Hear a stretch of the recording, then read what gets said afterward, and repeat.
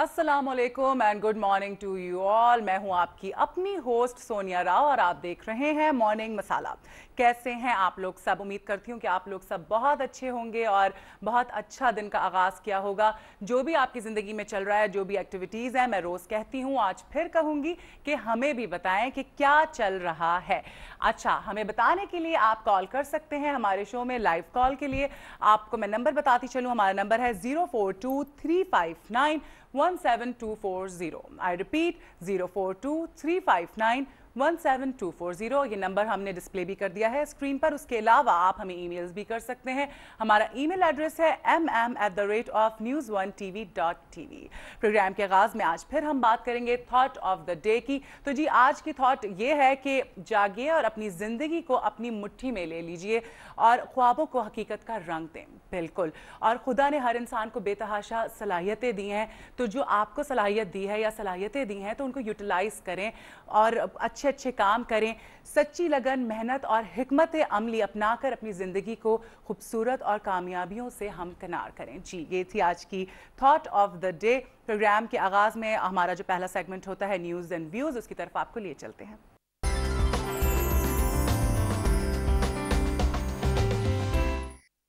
जी, खुश आमदीद news and views में। इस सेगमेंट में हम अहम तरीन जो ख़बरें होती हैं, जो करंट अफेयर्स होते हैं, उस पर बात करते हैं। आज हमारे साथ स्टूडियो में मौजूद हैं सीनियर तज्ज़िया निगार सैफुर रहमान साहब। कैसे हैं आप? Thank you very much. शुक्रिया। खैरियत से।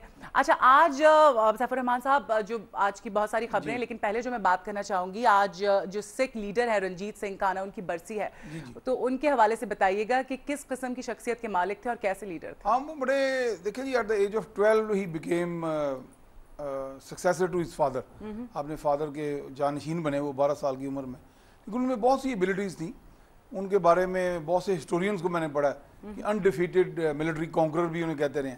और उनकी कॉन्क्वेस्ट में शामिल थी वो, यानी चाइना के करीब तक पहुंच गए थे, लद्दाख तक चले गए। ही कॉन्कर्ड पेशावर को उन्होंने कब्ज़ा किया और मुल्तान, कराची, ये सब जगहों पे बहुत बड़ी उन्होंने फर्स्ट सिख एम्पायर, यानी यहाँ की पहली सिख सल्तनत उन्होंने कायम की।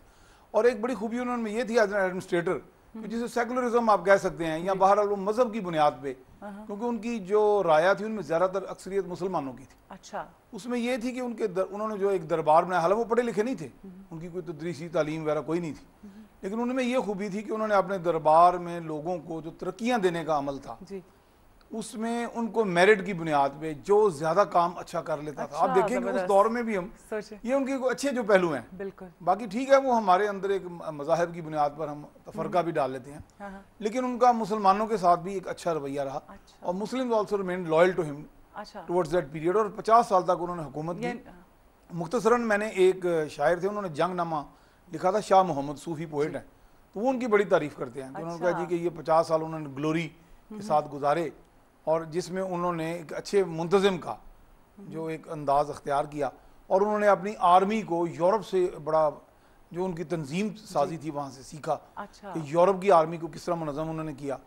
और इस तरह उन्होंने अपने यहाँ वो जो बिखरे हुए लोग थे, मुंतशिर आर्मी मैन जो थे, हॉर्समैन जो कहलाते थे, घोड़सवार, उनको एक मुनज़्ज़म आर्मी उन्होंने दी। यानी एक लिहाज से उनमें ये खूबियाँ थी जो आजकल भी कुछ लीडर्स चाह रहे हैं कि हमें क्यों हो सकता। उनके दौर में किसी किस्म की डिस्क्रिमिनेशन नहीं थी? हाँ, यही कहा जा रहा है। कुछ पोइट्स तो कहते हैं कि डिस्क्रिमिनेशन वो नहीं करते थे। अच्छा, तो ये अगर है ऐसा तो बड़ी आइडियल किस्म की गवर्नमेंट होगी। हाँ, सही। अच्छा, आप दूसरी खबर की तरफ आ जाते हैं कि बार्स ग्रांट्स इशू में शिद्दत पैदा हो रही है, बयानबाजी का सिलसिला जारी है। आप कैसे देखते हैं इस सिलसिले? देखिए, ये तो गेम बन चुकी है सर्वाइवल की। मुझे तो कुछ इस तरह दिखाई दे रहा है कि पॉलिटिकल जो लोग हैं अपनी वो सर्वाइवल की गेम खेल रहे हैं। सही। अब देखें, जो पावर पॉलिटिक्स चल रही है, सेंटर्स ऑफ पावर जो हैं वो बढ़ गए हैं। सही। पहले भी सेंटर्स ऑफ पावर थे, लॉयर कम्युनिटी एक बहुत बड़ा सेंटर ऑफ पावर तो था, लेकिन ये जिस तरह अब ज़्यादा ऑर्गेनाइज होकर मुनज़्ज़म अंदाज में लॉयर कम्युनिटी आगे आई है, तो अब ये महसूस किया जा रहा है कि ये इस कम्युनिटी पे हुकूमत को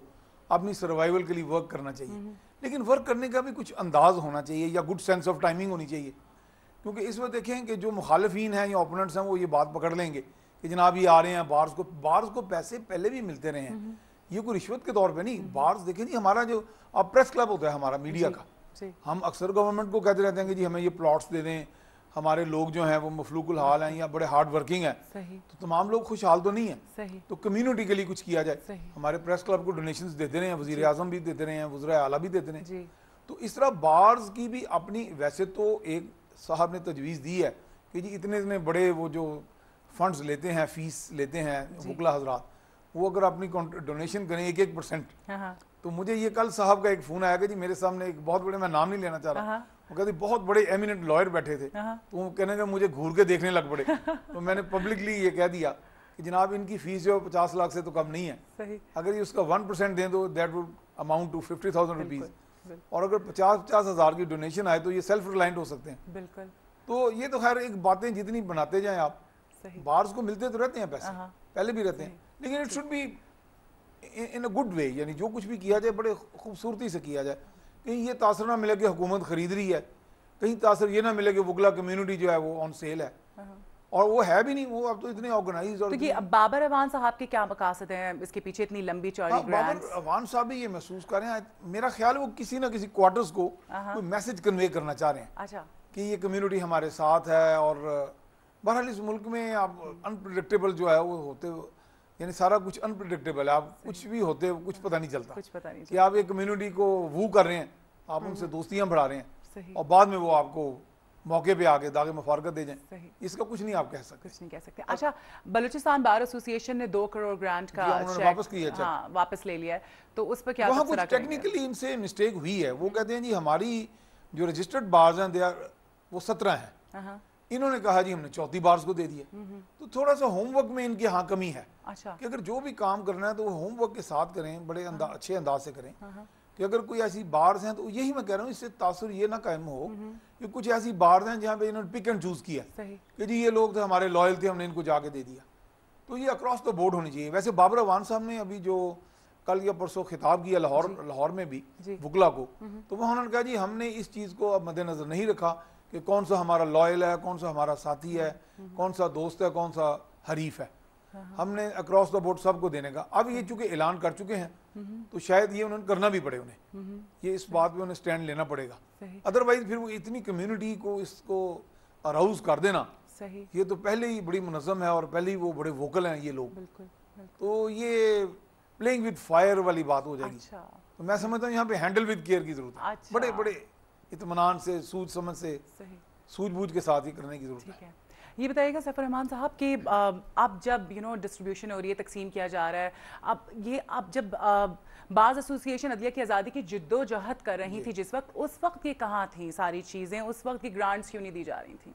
دیکھیں یہ سوال جو ہے اس میں اور گرانٹس بھی آ رہی تھی کہیں اور سے, وہ ان کو آپ گرانٹس نہیں کہہ سکتے, لیکن وہ پھر ہمارے وکلا بھائی ناراض ہو جائیں گے اگر یہ میں کہوں گا. مجھے ایسے لوگ بھی ملے جو بہت بڑے پولیٹیکل لیڈرز تھے ایک ڈیوائڈ کے, ایک طرف کے, اور ان کے بڑے قریبی تھے, تو وہ کہتے تھے اگر ہمارا ان کو سپورٹ نہ ہوتا فائنینشیل تو یہ پاسبل نہیں تھی تحریکیں. بہرحال ہمارا یہ بڑی ٹریجڈی ہے کہ ہمارے ہاں ہر تحریک کو لوگ ون اوور کرنے کی کوشش کرتے ہیں, اور جن کے پاس سرمایہ وہ سرمایہ انڈکٹ کرتے ہیں. یہ گیمز دیکھیں باہر کے ممالک میں بھی چلتی ہیں, جو بڑے بڑے جو منیڈ کلاس کے لوگ ہیں, پیسے والے, وہ تحریکوں کو یا اس طرح کر کے ان کو ون اوور کر لیتے ہیں, اور پھر اپنے مقاصد کے لیے اس میں فنڈز فنل ان کرتے ہیں سارے. تو یہ چیزیں ہیں باہر. ہمارے ہاں زیادہ کرائسس یہ ہے کہ ابھی ہم سیاسی طور پہ اس پختہ کاری کی طرف صحیح نہیں گئے, اور سوشل بھی ایک سٹیبلٹی نہیں آئی. ہمارے ہاں ہے یہ ہے کہ ہم پلینگ ون اگینسٹ ادر, ہم اگر جاتے ہیں تو ایک بالکل انتہا پہ چلے جاتے ہیں ایک طرف, یا پھر دوسری انتہا پہ چلے جاتے ہیں. تو درمیان میں ہم ایک میزان کا, ہاں ایکسٹریمزم ہے. ہم ایکسٹریمزم وہ تو کہتے ہیں نا ٹیررزم, ہمارے مائنڈ سیٹ میں بھی ایکسٹریمزم ہے. ہمیں ایک انتہا پسند ہے, یا تو اگر کسی کو رگڑا لگا رہے ہیں تو لگائے جا رہے ہیں, تو اگر کسی پہ دل نچھاور کیا تو نچھاور کیے جا رہے ہیں. کوئی درمیان کا راستہ ہم کوئی میانہ روی کا نہیں اختیار کر پا رہے. یہ ہمارے ایک مسائل ہیں. لیکن میں سمجھ رہا ہوں کہ معاشرہ پرفیکشن کی طرف جا رہا ہے.